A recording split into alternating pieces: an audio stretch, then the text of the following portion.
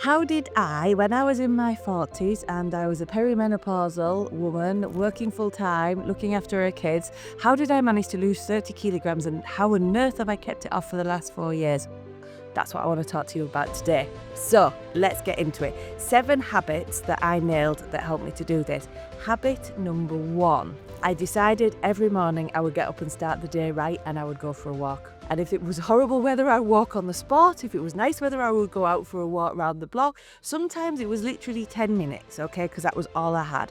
But I figured if I got out of bed and just walked, it would just set my intention for the day that the day was going to be a good day. And it was just something that really did help me. So that was my habit number 1. Habit number 2 was starting to build my meals around protein. Protein fills you up, okay? And it stops you from getting hungry and wanting to snack more. So I started to be aware of and consciously increase the amount of protein I was eating. And that, again, it really helped. It stopped me from getting as many cravings to eat in between meals. Habit number 3 was to start to plan in snacks and to plan in treats. Yeah, so if I knew I had something coming up that was going to be like a meal out or something, I would actually plan that in and maybe look at sort of cutting back for a couple of meals beforehand, or work out how, like, look at menus and stuff like that, so I could pick out the sort of more healthier options that align with what I was trying to achieve. So just planning stuff in and planning snacks was huge as well, because I am a girl that likes her food. I do not like being hungry. And if I get hungry, I will just go to whatever's there, okay? So planning in healthy snacks was a really good way for me of staving off that kind of like trip to the vending machine situation. Habit number 4 for me was all about drinking water. I was a lass who would make herself a brew and then probably get to drink it about 3 hours later when it was cold. So I could go a long time without drinking. I got myself a water bottle that I really like to drink out, because I am fussy. I like to drink out of a bottle, not a cup. I like the ones with a spout, but not too big a spout. Honestly, experiment with water bottles until you find one that you actually enjoy drinking out of. I can't drink out of glasses. I can't drink out of actual things with like big, wide bottlenecks. I don't like them. These work for me. So Find something that you enjoy drinking out of. Find a drink that you enjoy. I mean, sometimes it could be like sugar-free squash or whatever, but just drink more stuff. Staying hydrated is amazing. It's amazing for your skin, it's amazing for your body, and it also helps you to not feel hungry. Sometimes we think we're hungry and we're not. We're actually thirsty.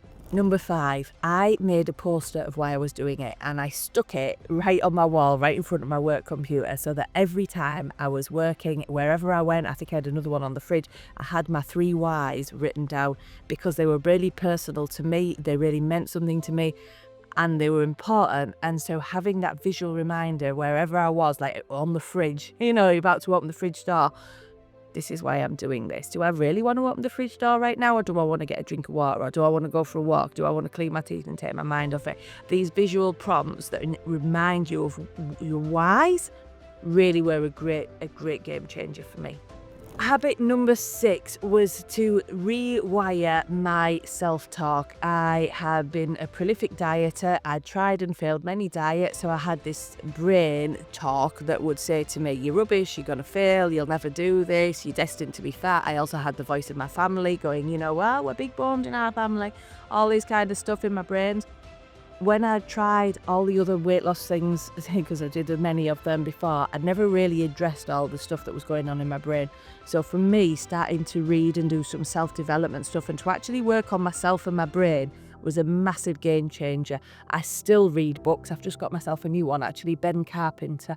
I follow him online. So I've just got myself a new book to read, and I still to this day read books to sort of help me to work on my brain stuff, because I've had this brain for 50 years and I've only been working on it for the last 4, so I've got a lot of unpicking to do still. Last but not least, I made myself a progress chart, okay? So I'm an Excel girl. You don't have to be a computer girl. You can just do a bit of paper, okay? But I love an Excel sheet. So I made myself an Excel sheet of my progress, and I put down on it all the main sort of trackers, dress size, weight, measurements is a biggie, guys, because scales, as a female going through perimenopause, the scales can go up and down like this in the blink of an eye, you know. So tracking measurements, tracking dress size, tracking how you feel. I did a chart with all those things on and I filled it in. And again, it's that visual reminder, having it there, say, this is where I was, this is where I am, look how far I've come. It helps to keep you on track because, you know, it is tough. I'm not going to lie to you, it is tough. We're unpicking the habits of a lifetime, we're changing things and we're doing something different, and brains don't like doing things different. They will rile against it a little bit, okay? So anything that you can do to help you keep focused and keep on track is really helpful. So these 7 things help me. Daily, start the day well with a small walk, even if it's only 10 minutes, yeah? Consciously improve your protein, it'll help you feel full. Plan in snacks so that you don't get hungry, and plan if you've got nights out and stuff like that, plan what you can do to manage that. Drink more water. It's surprising how often we eat when actually we're hungry. Focus on why you're doing it. Put that somewhere where it's going to constantly be reminding you, so that when you do have a tough time or a little wobble, you can be like, right, no, this is why I'm here, this is what I'm doing this for. Start to work on your brain monkeys, because they can trip you up without a shadow of a doubt.